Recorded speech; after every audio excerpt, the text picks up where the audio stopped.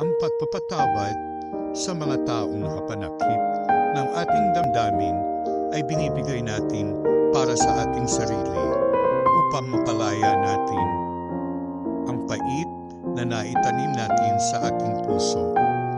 Wala sa kamay natin ang hustisya sa mga taong dapat managot sa ginawa nilang pagkakamali at pagsira ng buhay at kalooban natin.